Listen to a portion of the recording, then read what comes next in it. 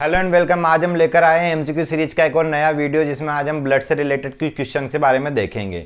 First question है which is known as river of life, मतलब जीवन धारा किसे कहते हैं, बॉडी के अंदर जीवन धारा किसे कहा जाता है, कौन से फ्लूइड को। तो CSF, cerebrospinal fluid, blood, water या सीरम, इन चारों में से किसको ब्लड धारा कहा मतलब रिवर ऑफ लाइफ कहा जाता है। तो सही आंसर है इसका ब्लड, मतलब खून पूरी बॉडी के अंदर सर्कुलेट होता है, इसलिए इसको जीवन धारा कहा जाता है। The total blood volume in an adult is, मतलब एक वयस्क व्यक्ति के शरीर में ब्लड की कितनी मात्रा होती है, कितना आयतन में ब्लड एक वयस्क व्यक्ति के शरीर में होता है। ऑप्शन है 3 to 4 litres, 5 to 6 litre, 6 to 8 और 7 to 9। तो राइट आंसर है 5 to 6 लीटर। 5 से 6 लीटर खून एक स्वस्थ व्यक्ति के शरीर में पाया जाता है। थर्ड क्वेश्चन हम देखेंगे the pH value of human blood is, human blood मतलब मानव के ब्लड की pH वैल्यू, pH का मतलब होता है power of hydrogen, power potential of hydrogen, मतलब शरीर में हाइड्रोजन की क्षमता कितनी है। तो हमारे पास चार ऑप्शन है, 6.35 से लेकर के 6.55, 7.25 से लेकर 7.35, 7.35 से लेकर 7.45 और 7.45 से लेकर के 7.55। तो इसका राइट आंसर होगा 7.35 से लेकर 7.45। ये हमारी बॉडी में नॉर्मल pH वैल्यू होता है। फोर्थ है the normal blood cholesterol level पर 100 ml इज, मतलब 100 ml ब्लड के अंदर, 100 ml ब्लड के अंदर कोलेस्ट्रॉल का लेवल कितना होता है सामान्यतः। ऑप्शन 60 से 100, 120 से 200, 150 से 240 और 200 से 280। सो राइट आंसर इज 150 to 240। 150 से लेकर 240 mg हमारी बॉडी के अंदर हर प्रति 100 ml ब्लड के अंदर कोलेस्ट्रॉल पाया जाता है। नेक्स्ट क्वेश्चन है plasma protein fibrinogen have an active role in, मतलब प्लाज्मा प्रोटीन फाइब्रिनोजन किस चीज में, किस कार्य में अपना एक्टिव रोल निभाते हैं। ऑप्शन है clotting in blood, protection, lubrication and nutrition. Clotting of blood का मतलब होता है खून का जमना, प्रोटेक्शन मतलब सुरक्षा, लुब्रिकेशन मतलब लचीला करना और न्यूट्रिशन मतलब पोषण देना। सो राइट आंसर है clotting of blood. Plasma protein fibrinogen clotting of blood में अपना एक्टिव रोल निभाते हैं। नेक्स्ट क्वेश्चन है plasma protein globulin function as, मतलब प्लाज्मा प्रोटीन ग्लोब्यूलिन किस फंक्शन को करते हैं, मतलब क्या कार्य करते हैं। तो इसके ऑप्शन है फर्स्ट ट्रांसपोर्टेशन, मतलब इधर से उधर आदान प्रदान करने का, दूसरा है एंटीबॉडीज का क्रिया करने में, थर्ड है मेंटेन इलेक्ट्रोलाइट बैलेंस, मतलब इलेक्ट्रोलाइट्स का बैलेंस संतुलन बनाए रखने में, या चौथा है बैलेंसिंग, मतलब शरीर का संतुलन बनाने में। सो प्लाज्मा प्रोटीन ग्लोब्यूलिन फंक्शंस, इसका मेन काम जो होता है इलेक्ट्रोलाइट बैलेंस को बनाए रखने का होता है। नेक्स्ट क्वेश्चन हम देखेंगे ग्रेवयार्ड ऑफ आरबीसी, आरबीसी का ग्रेवयार्ड किसे कहा जाता है, मतलब आरबीसी का कब्रिस्तान किसे कहा जाता है। ऑप्शन है लीवर, किडनी, स्प्लीन और बोन मेरो। तो आरबीसी कहां पर जाकर डिस्ट्रक्ट होती है, आरबीसी स्प्लीन के अंदर जाकर के समाप्त होती है, मतलब स्प्लीन के अंदर में आरबीसी जाकर के टूटने लगती है, इसलिए स्प्लीन को आरबीसी का ग्रेवयार्ड कहा जाता है। नेक्स्ट क्वेश्चन है blood bank in the body is, मतलब बॉडी में ब्लड बैंक किसे कहा जाता है, कौन से ऑर्गन को शरीर का ब्लड बैंक कहा जाता है। ऑप्शन है किडनी, लंग्स, स्टमक और स्प्लीन, इन चारों में से किसे बॉडी का ब्लड बैंक कहा जाता है जिसके अंदर ब्लड स्टोर होता है। तो सबसे ज्यादा ब्लड स्टोर होता है स्प्लीन के अंदर, 300 ग्राम से ज्यादा एक दिन में, तो इसे ब्लड बैंक कहा जाता है। नेक्स्ट क्वेश्चन है लाइफ स्पान ऑफ आरबीसी, मतलब आरबीसी का जीवन काल कितने दिनों का होता है। ऑप्शन है 60 डेज, 80 डेज, 140 और 120 डेज। तो आरबीसी का जो जीवन काल होता है, आरबीसी के जीने का जो समय रहता है वो होता है हमारा 120 दिन। तो option D is the right answer. Next है a decrease in RBC count is known as, मतलब आरबीसी जब डिक्रीज होती है, मतलब आरबीसी जब टूटती है और कम होती है तो उसको हम क्या कहते हैं, उस टर्म को हम किस नाम से जानते हैं। एरिथमिया, पॉलीसाइथीमिया, एनीमिया या लुकेमिया, मतलब जब आरबीसी कम होता है तो शरीर में ब्लड की कमी होती है जिसे हम एनीमिया के नाम से जानते हैं। So option C is the right answer.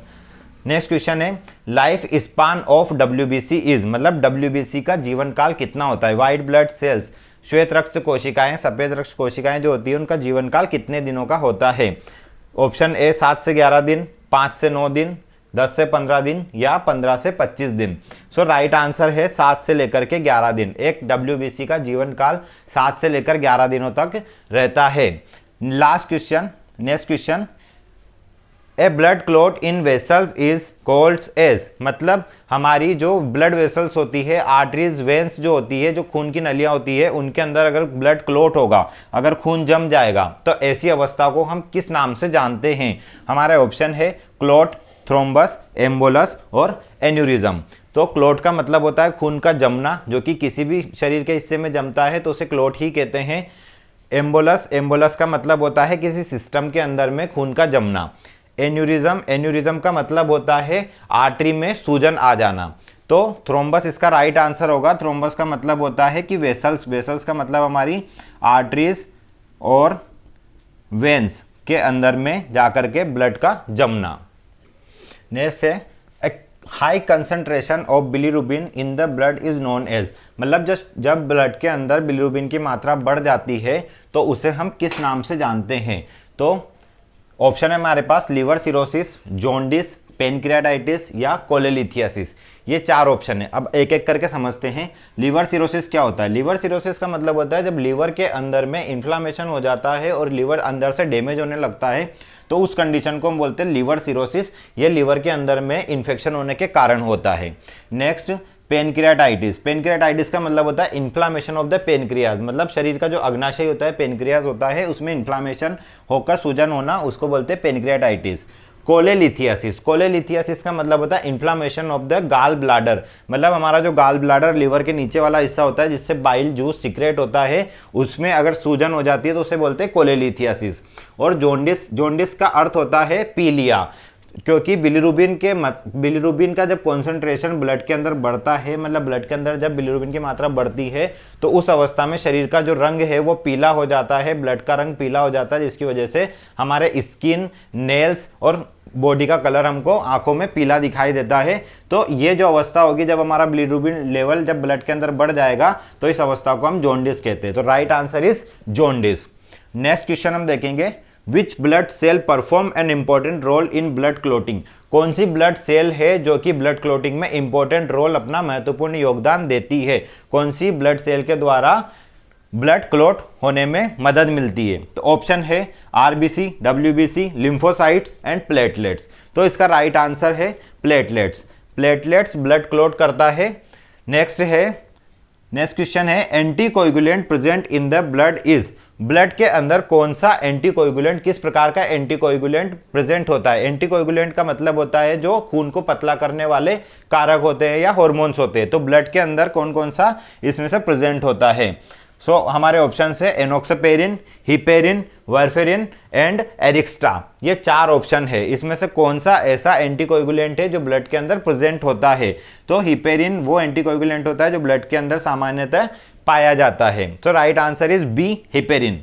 Next question है blood group which called as universal donor, कौन सा ब्लड ग्रुप है जिसको सार्वदेहिक दाता के रूप में माना जाता है? मतलब ऐसा कौन सा ब्लड ग्रुप वाला व्यक्ति होता है जो सभी लोगों को ब्लड अपना डोनेट कर सकता है? ऑप्शन है ए बी, बी एंड ओ। इन चारों में से कौन सा ब्लड ग्रुप है जो सबको ब्लड डोनेट कर सकता है? तो इसका राइट आंसर है ओ। ब्लड ग्रुप ओ हमेशा सभी किसी भी व्यक्ति को जिसको भी खून की कमी होती है उसको ब्लड डोनेट कर सकता है। नेक्स्ट हम देखेंगे, नेक्स्ट क्वेश्चन है ए हेरिडिटरी ब्लीडिंग डिसऑर्डर। हेरिडिटरी का मतलब होता है आनुवांशिक, आनुवांशिक का मतलब होता है जन्मजात। ऐसा ब्लीडिंग डिसऑर्डर या ऐसा खून का बहना जो कि हमको बचपन से ही बीमारी होती है। तो हमारे पास ऑप्शन है कोएगुलोपैथी, हीमोफीलिया, पुरपुरा और थ्रोम्बोसाइटोफिनिया। इनमें से कौन सा हमारा हेरिडिटरी ब्लीडिंग डिसऑर्डर होता है? तो कोएगुलोपैथी का मतलब होता है खून का नहीं जमना या ब्लीडिंग होना, लेकिन ये हमको जन्म से नहीं होता है। पुरपुरा का मतलब होता है इन्फ्लामेशन ऑफ द प्लेटलेट्स। थ्रोम्बोसाइटोफिनिया, थ्रोम्बोसाइटोफिनिया का मतलब होता है प्लेटलेट्स का ब्लीडिंग डिसऑर्डर, मतलब प्लेटलेट्स में इन्फेक्शन होने की वजह से ब्लीडिंग डिसऑर्डर होना। और हीमोफीलिया, हीमोफीलिया एक ऐसी बीमारी है जो हमको जन्म से ही ब्लीडिंग डिसऑर्डर होती है।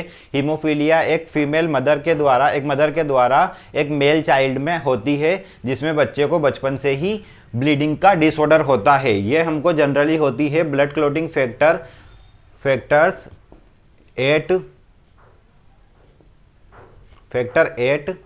फैक्टर 9 और फैक्टर 11 की कमी से। तो इन 3 ब्लड क्लॉटिंग फैक्टर की कमी से जो हमको बीमारी होती है, ये हमको बचपन से ही होती है, मदर के द्वारा एक बेबी मेल बेबी में, सिर्फ मेल बेबी में ही होता है, फीमेल बेबी में नहीं होता है। तो हमारा राइट आंसर है हीमोफीलिया, एक आनुवांशिक बीमारी। नेक्स्ट क्वेश्चन है which of the following is Christmas disease, इनमें से कौन सा है जिसे हम क्रिसमस डिसीज के नाम से भी जानते हैं। तो ऑप्शन है haemophilia A, haemophilia B, Bernard Soulier syndrome और फैक्टर 8। तो इनमें से हमारे ऑप्शंस है हीमोफीलिया ए और फैक्टर 8। जब फैक्टर 8 की कमी होती है, जब ब्लड क्लॉटिंग फैक्टर 8 की कमी होती है तो हमको हीमोफीलिया ए होता है। तो क्रिसमस फैक्टर इन दोनों में से नहीं है। Bernard Soulier syndrome, Bernard Soulier syndrome होता है प्लेटलेट्स की कमी के कारण होने वाली बीमारी। तो ये तीनों नहीं होंगे। तो हमारा राइट आंसर होगा हीमोफीलिया बी। हीमोफीलिया बी क्यों होगा? क्योंकि क्रिसमस फैक्टर हम बोलते हैं फैक्टर 9 को, जो हमारा फैक्टर 9 होता है, ब्लड क्लॉटिंग फैक्टर 9, इसकी जब कमी होती है तो उसकी वजह से हमको हीमोफीलिया बी होता है और फैक्टर 9 को ही हम क्रिसमस फैक्टर के नाम से भी जाना जाता है। तो क्रिसमस डिसऑर्डर हमको हीमोफीलिया बी की कमी से होगा। इसका राइट आंसर है हीमोफीलिया बी। नेक्स्ट क्वेश्चन हम देखेंगे which hepatitis can generally occur after blood transfusion, मतलब जब खून चढ़ाया जाता है, ब्लड ट्रांसफ्यूजन किसी व्यक्ति के शरीर में किया जाता है तो उसके बाद किस प्रकार का हेपेटाइटिस, किस प्रकार का लिवर इन्फ्लामेशन या इन्फेक्शन हमको होने की संभावनाएं ज़्यादा होती है। तो ऑप्शन है hepatitis A, hepatitis B, hepatitis C और हेपेटाइटिस डी। हेपेटाइटिस ए जो होता है हमारा एक्यूट हेपेटाइटिस होता है, जो कि अचानक से होने वाला होता है। हेपेटाइटिस सी काफ़ी लंबे समय के लिए होता है, क्रोनिक हेपेटाइटिस इसको कहते हैं। हेपेटाइटिस डी ब्लड से रिलेटेड नहीं होता है, मतलब ब्लड से इन्फेक्टेड नहीं होता है, ये हमको शरीर में वायरस के प्रवेश करने की वजह से होता है। तो जब हम ब्लड ट्रांसफ्यूजन करते हैं तो इसके द्वारा इन्फेक्शन से हमको हेपेटाइटिस बी होने की संभावनाएं ज़्यादा होती है। तो हमारा राइट आंसर है हेपेटाइटिस बी। नेक्स्ट क्वेश्चन हम देखेंगे how long is the process of erythropoiesis. Erythropoiesis का मतलब होता है आरबीसी का निर्माण होना, मतलब खून का निर्माण होना। तो खून के निर्माण होने की जो प्रोसेस होती है उसमें कितने दिनों का समय लगता है, कितना लंबा समय लगता है। तो ऑप्शन है हमारे 5 डेज, 7 डेज, 8 डेज या 12 डेज, 5 दिन, 7 दिन, 8 दिन या 12 दिन। इनमें से कितने दिनों में हमारी जो एरिथ्रोपोइसिस की प्रोसेस होती है खून के निर्माण की, वो संपन्न होती है। तो इसका राइट आंसर है 7 डेज। 7 दिनों में खून के बनने की जो प्रक्रिया होती है डब्ल्यूबीसी आरबीसी के बनने की, वो संपन्न होती है। तो ये थे हमारे कुछ एमसीक्यूज जो ब्लड से रिलेटेड है। नेक्स्ट वीडियो में हम देखेंगे किसी और टॉपिक से रिलेटेड कुछ और ऐसे एमसीक्यूज जो आपको गवर्नमेंट एग्जाम के लिए बहुत आवश्यक होंगे। Thank you.